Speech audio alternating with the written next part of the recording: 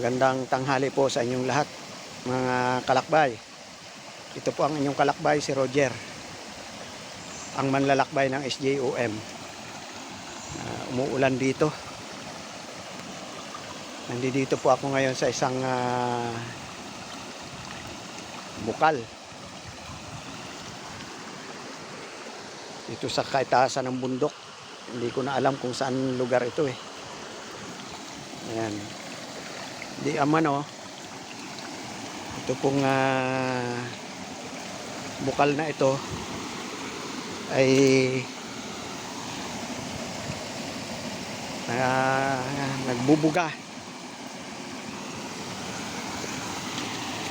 nagbubuga ng ginto. Yung mga pinapaning. Kaya lang nung tiningnan ko, mga pyrite, yung mga kumikintab na nakakapit sa bato. Pyrite nga siya.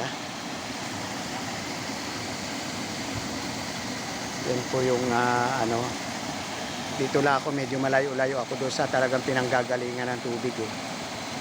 Ayan. Ayan po yung kapaligiran.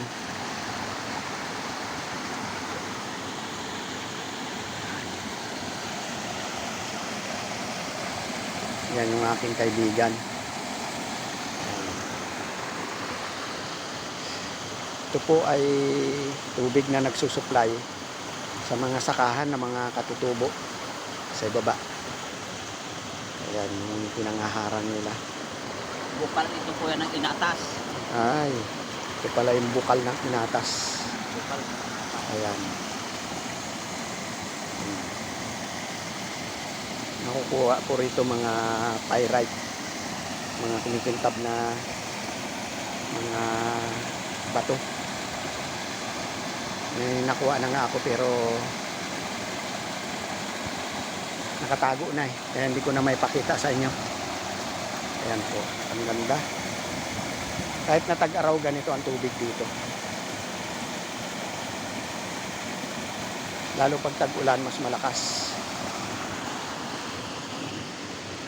Yan, pauwi na kami alas 12 na. Kain muna kami. Pyrite pala yung mga nakukuhang kumikinang dito. Sinubukan ko lang na pumunta para malaman ko kung talagang ginto ang binubugan itong ilog ay bukal na ito. Ayan.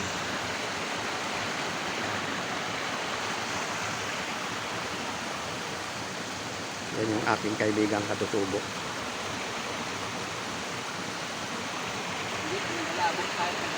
Oo. Ay hindi magalabo to kasi panay ang daloy. Tuloy-tuloy ang daloy. Bueno mga kalakbay,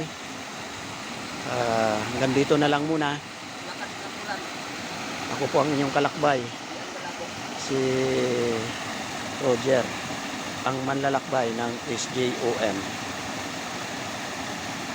Sana po mag-follow naman po kayo, mag-like at mag-subscribe.